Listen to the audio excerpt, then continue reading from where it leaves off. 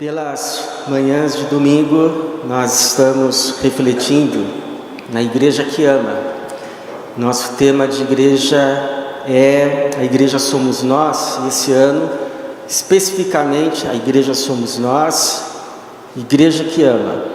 E para nos ajudar a sermos essa igreja, entendermos como é ser igreja que ama, não só na sua parte institucional, mas na sua parte orgânica, vivencial, relacional, nosso dia a dia, não só aqui, mas fora também, é que nós estamos meditando na primeira epístola do apóstolo João, apóstolo esse que ficou conhecido como o apóstolo do amor. Provavelmente pela ênfase no amor que ele deu e expressou muito aqui na sua carta. Nós chegamos hoje no capítulo 2, verso de número 3, convido você então a abrir a sua Bíblia em 1 João, capítulo de número 2, vamos ler a partir do verso de número 3, 1 João, capítulo 2, a partir do versículo de número 3. Diz assim, 1 João, capítulo 2, a partir do verso 3, e sabemos que o conhecemos, se guardamos seus mandamentos. Aquele que diz, eu o conheço e não guarda seus mandamentos é mentiroso, e a verdade não está nele. Mas todo o que guarda a sua palavra, neste o amor de Deus tem de fato se aperfeiçoado, e assim sabemos que estamos nele. Quem afirma estar nele também deve andar como ele andou. Amados, não vos escrevo um mandamento novo, mas antigo, que tendes desde o princípio. Esse mandamento antigo é a palavra que ouvistes. Contudo, o mandamento que vos escrevo é novo, verdadeiro em Cristo e em vós, pois as trevas vão passando e já brilha a verdadeira luz. Aquele que diz estar na luz, mas odeia seu irmão, até agora está nas trevas. Aquele que ama seu irmão permanece na luz, e nele não há tropeço. Mas aquele que odeia seu irmão está nas trevas, por elas anda, sem saber para onde vai, pois as trevas lhe cegaram os olhos. Obrigado, Senhor, por esta manhã, pela Tua palavra e pela Tua igreja. Mais uma vez aqui o Senhor nos reúne em Teu nome, o nome de Jesus. E é neste nome, Senhor, que nós pedimos que mais uma vez o Senhor fale conosco. O Senhor que já recebeu as nossas orações, os nossos cânticos, o nosso louvor, a nossa adoração, se digne também de agora nos abençoar com a Tua palavra ministrada pelo Teu Espírito, no poder do Teu Espírito. A nossa oração para a Tua glória mesmo, e em nome de Jesus. Amém. Teve uma vez que uma delegação cristã, de líderes cristãos, foram até a cidade de Accra, capital de Gana, e lá eles visitaram o castelo de Accra, que eles acharam interessante. O que lhes surpreendeu é que naquele castelo havia um porão, um grande porão, onde os escravos ficavam presos, aguardando os navios que iriam os levar para diferentes destinos do mundo. Ali naquele porão, pais eram separados dos filhos, homens das suas esposas, e depois eram enviados. Então era um ambiente de muita angústia, de muito sofrimento, de muito choro. Mas acima daquele porão havia um salão. E naquele salão, os marinheiros, os capitães e os comerciantes de escravos, além de fazerem as suas refeições, faziam também cultos. Cantavam hinos. Liam a Bíblia. Pregavam em cima daquele ambiente de terror.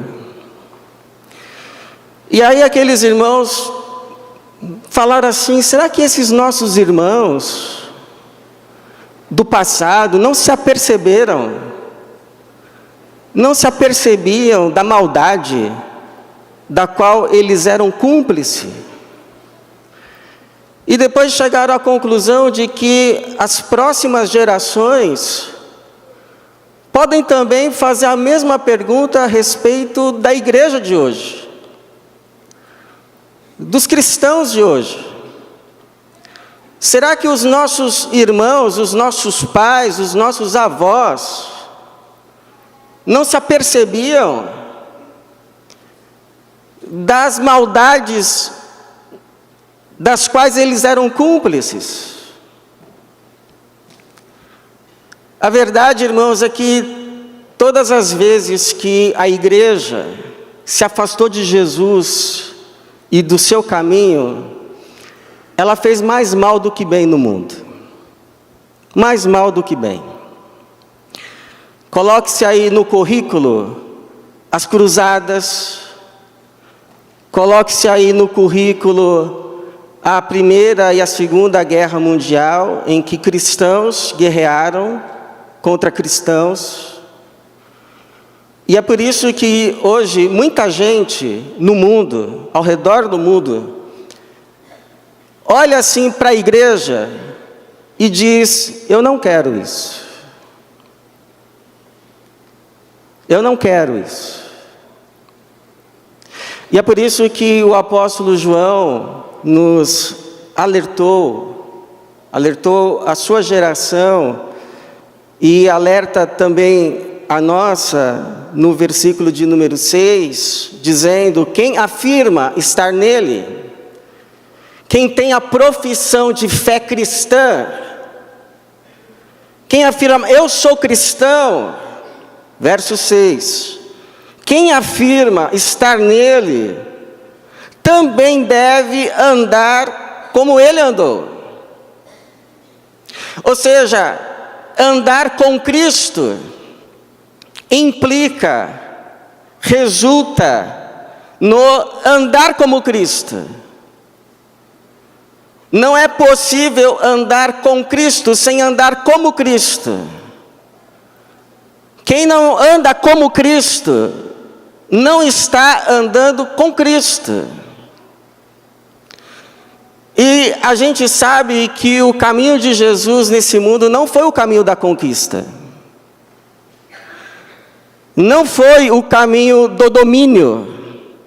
Não foi o caminho do poder. O caminho de Jesus nesse mundo foi o caminho do amor. O apóstolo Pedro, que andou com Jesus, afirma lá em Atos capítulo de número 10, ele andou por toda a parte, só fazendo uma coisa, fazendo o bem. Ou seja, Jesus andou no caminho do amor, e a pergunta que nós que afirmamos estar nele precisamos fazer é: como que é esse caminho? A fim de que saibamos se estamos andando com Jesus, como Jesus, no caminho de Jesus, ou se a nossa confissão de sermos cristãos está desassociada do andar com Cristo como Cristo, no caminho de Cristo. Como é esse caminho no qual Jesus anda? Esse caminho é um caminho que, na verdade, nasce da comunhão com Ele. da comunhão com Deus, verso 3, o João vai dizer: e sabemos que o conhecemos se guardamos seus mandamentos. Mas não é assim, os mandamentos aqui do lado de fora, eu aqui olhando para os mandamentos e me esforçando a fim de andar com Ele. Não, a gente não guarda os mandamentos para andar com Cristo, a gente guarda porque está andando com Ele, em um caminho em que Ele está em nós e nós estamos nele. E a partir dessa comunhão íntima, vão brotando novos pensamentos, novos desejos, novas vontades, novas inclinações, novos olhares. Como alguém escreveu, nós percebemos e vamos percebendo em nós uma crescente disposição em obedecer. E quando eu li essa frase, eu orei, Senhor, me dá esta crescente disposição de obedecer. Me dá essa crescente disposição de fazer a tua vontade. Te pergunto, você gostaria também de fazer esta oração? Então faça. Senhor, me dê uma crescente disposição em obedecer. Porque, irmão, se você sente o desejo de fazer essa oração, é porque você é de Jesus. O Espírito de Jesus está em você. Se você aspira à santidade, se você aspira a fazer a vontade de Deus, se você se entristece quando você falha, é porque o Espírito Santo está em você. Agora, segundo esse caminho, é o caminho que enxerga o outro. Consegue ver que no mundo tem mais gente. Dentro de casa, não sou só eu, tem mais gente. Na igreja não sou só eu, tem outros irmãos. Então você sabe que o Moisés deu 613 mandamentos para o povo de Israel. Mandamentos que foram resumidos nas 2 tábuas em 10 mandamentos. Não terás outros deuses além de mim, não farás imagem de escultura, não tomarás o nome do Senhor teu Deus em vão, guarda o dia de sábado, honra o teu pai e tua mãe, não matarás, não adulterarás, não furtarás, não dirás falso testemunho, não cobiçarás, esses 10 mandamentos. E aí, esses 10 mandamentos são divididos em 2, amar a Deus sobre todas as coisas e ao seu próximo como a si mesmo. Aí chega o apóstolo Paulo e ele vai dizer para nós que, na verdade, esses 10 mandamentos, eles se resumem, na verdade, em um só. Ele vai falar lá em Gálatas 6,14, pois toda a lei se resume em uma só ordenança, a saber, amarás ao próximo como a ti mesmo. Só que aí alguém diz assim, bom, mas e se eu não amo a mim mesmo? Ou se eu não me amo adequadamente, então estou escusado de amar o meu próximo, ou pelo menos amá-lo adequadamente. Então vem Jesus, que é a nossa revelação plena, é a revelação máxima a respeito de quem é Deus, e Ele nos ajuda, nos dizendo lá em João 13:34, eu vos dou um novo mandamento, que vos ameis uns aos outros, assim como eu vos amei. Que também vos ameis uns aos outros. E é esse novo mandamento que o João fala no verso 8, contudo, o mandamento que vos escrevo é novo, verdadeiro em Cristo e em vós, ou seja, esse mandamento de Jesus, eu vos dou um novo mandamento, que vos ameis uns aos outros, assim como eu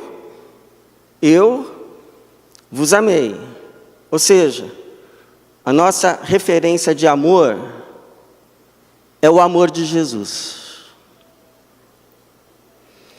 A nossa referência de como nós devemos amar o outro é como Jesus nos ama. Amor esse que Ele inclusive já derramou no nosso coração.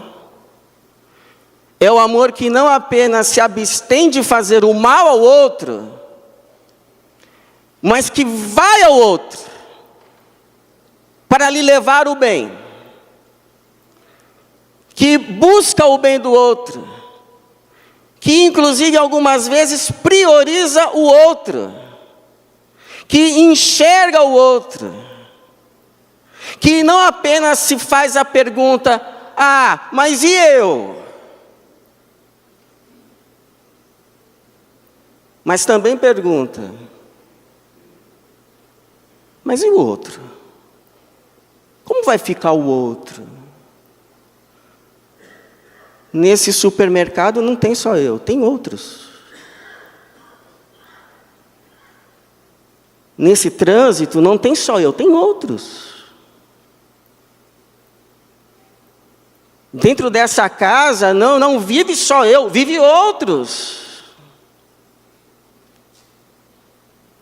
Você já deve ter ouvido essa história que aconteceu, um antropólogo numa aldeia africana, colocou assim, parece-me que uma cesta com doces debaixo de uma árvore, e disse às crianças, olha, quem correr e chegar primeiro, leva o prêmio. O que as crianças fizeram? Elas todas se deram as mãos e foram correndo para chegarem juntas.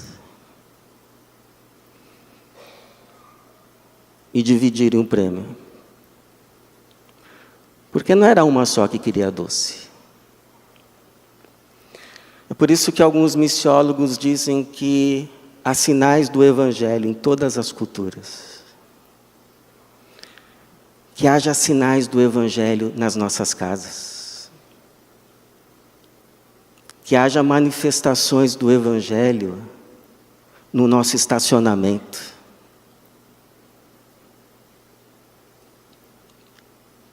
Que haja manifestações do Evangelho na nossa vida.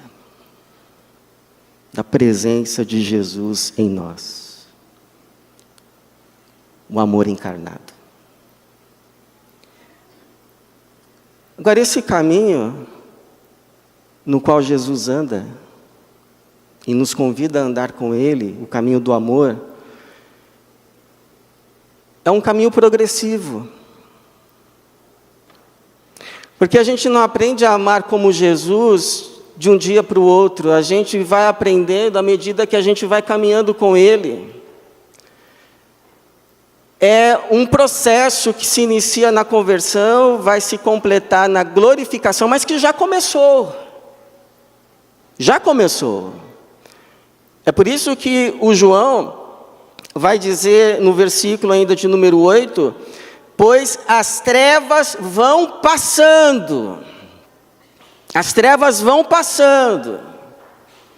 E já brilha a verdadeira luz. Então, à medida que você vai caminhando nesse caminho, o dia vai amanhecendo. Cada passo que você dá nesse caminho com Jesus, mais para trás ficam as trevas, mais você vai se adentrando na luz. Mais você vai sendo liberto do egocentrismo herdado, é uma expressão que o John Stott usa para pecado, egocentrismo herdado. E você vai caminhando com Jesus em direção a outros.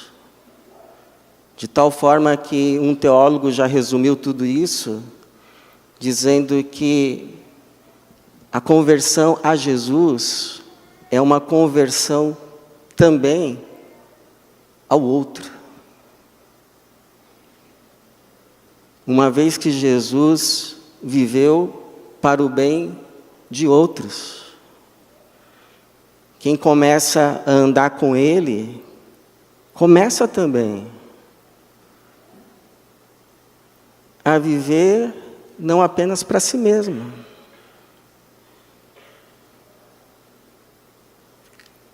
Começa a enxergar que no caminho tem outros. E é por isso que esse versículo tem paralelo com o versículo de número 5, que o João diz: mas todo o que guarda a sua palavra, neste o amor de Deus tem de fato se aperfeiçoado. É um processo. À medida que vamos andando com Jesus, o dia vai amanhecendo e o amor vai sendo aperfeiçoado. Vai se formando em nós os traços de Cristo. Então, num resumo, quando você começa a andar com Jesus, você se matricula na escola do amor. A formatura é no último dia. Mas as aulas já começaram. E você vai avançando à medida que as lições vão sendo aprendidas, com os erros, com os acertos, à medida que as provas do amor vão se apresentando na sua frente. Quando você menos espera, ou numa coisa muito grande, ou numa coisa muito pequena, está lá uma prova do amor para você. Agora, por que você precisa saber disso? Que é um discipulado, é uma caminhada, é um processo. Porque você pode olhar para trás na sua caminhada e você pode identificar pessoas que você reprovou na prova do amor. Pessoas que você falhou em amar. Talvez novas oportunidades serão dadas. Talvez não seja mais possível. Mas você pode olhar para as pessoas que estão agora com você no caminho e aplicar tudo o que você aprendeu nessa escola de Jesus do amor agora. Agora. O erro que eu cometi lá com aquela pessoa, aquilo que eu fiz ou não fiz, agora com essa eu quero acertar.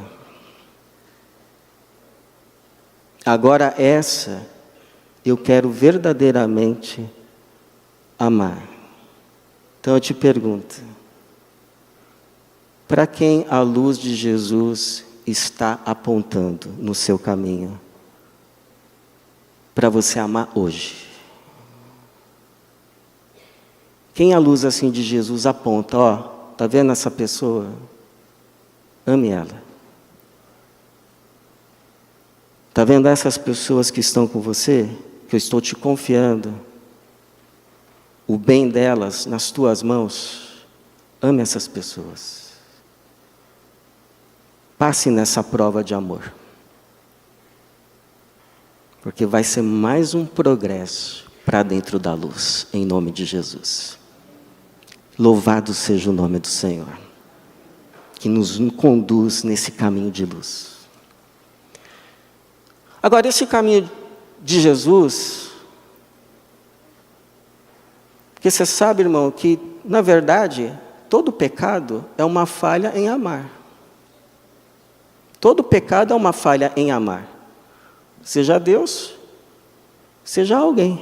é uma falha no amor.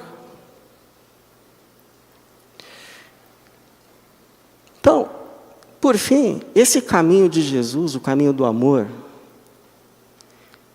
é um caminho que nos protege. É um caminho que nos guarda. Porque sabe qual é o nosso problema? É que a gente pensa assim, se eu amar eu vou perder. E vai mesmo. Pode perder tempo, pode perder recursos. Se eu amar eu vou sofrer. Vai mesmo. O amor tudo sofre.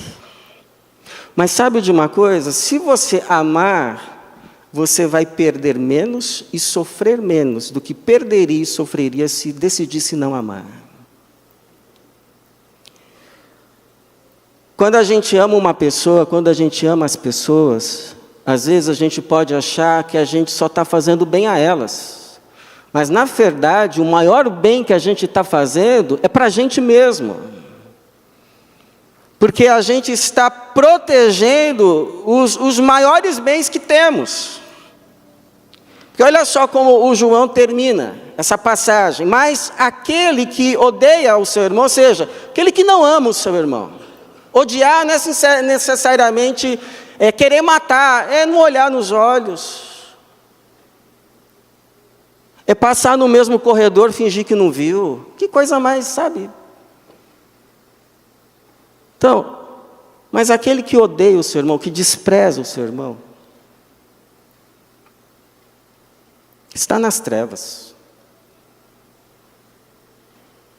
Por elas anda, sem saber para onde vai, pois as trevas lhe cegaram os olhos. Por quê? Porque não são dois caminhos, um caminho da luz e um caminho do amor. O caminho da luz e o caminho do amor é um só. De forma que se você sai do amor, você sai da luz. Você lembra de Judas? Que sai do caminho de Jesus, ou seja, sai do caminho do amor, para ir ganhar suas moedas de prata. E aí, quando ele sai desse caminho, ele mergulha nas trevas. Mergulha nas trevas. E aí, ele ganha o que era menor, as moedas de prata, o lucro, e perde o que era maior. A sua paz, a sua integridade, a sua vida. Então, quando a gente ama, a gente pode perder o que é menor. Mas protege o que é maior. Então, uma dica que pode te guardar de muito sofrimento ainda nessa vida. Quando você tiver que dar um passo, quando você tiver que tomar uma decisão, além das muitas perguntas que você deve fazer, inclua também essa. O que é melhor para os outros? O que é melhor para as pessoas que estão comigo, que me foram confiadas e que serão afetadas por esse passo? A resposta vai iluminar muita coisa.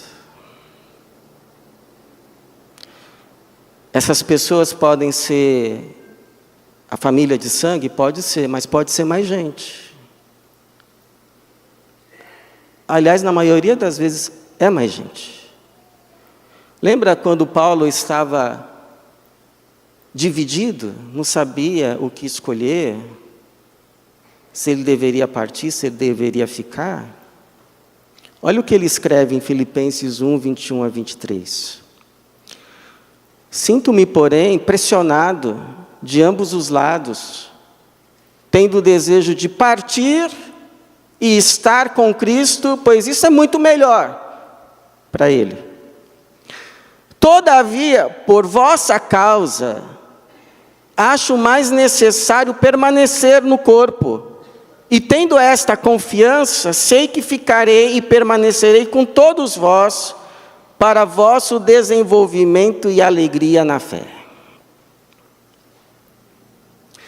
Não sei se você sabe, mas os batistas, como somos conhecidos hoje, surgiram lá na Inglaterra, quando um grupo se desassociou da igreja anglicana e, em busca de liberdade religiosa, foi para a Holanda, sob a direção de John Smith e Thomas Hughes. E lá na Holanda o grupo se dividiu. E aí um grupo ficou com o John Smith, na Inglaterra, e o outro grupo voltou com o outro líder, o Thomas, ficou lá na Holanda com o John Smith, e o outro grupo voltou com o Thomas Hughes para a Inglaterra. E aí passou o tempo, o John Smith faleceu. Eu achei interessante o que o Thomas Hughes escreveu sobre John Smith. Além das experiências que eles tinham vivido juntos naquele movimento, a frase que me chamou a atenção foi essa. Ele escreve assim: e nós o amamos tão pouco. Nós o amamos tão pouco. E sabe, irmãos, eu tenho essa impressão, que lá no final das nossas histórias, quando a gente entender que está na hora de partir, a grande questão não vai ser quanto a gente ganhou, quanto a gente conquistou. A grande questão vai ser se a gente amou. Se a gente amou. As crianças lá na África, também, mas muito mais. As pessoas que Deus colocou no nosso caminho para a gente andar junto. Por quê?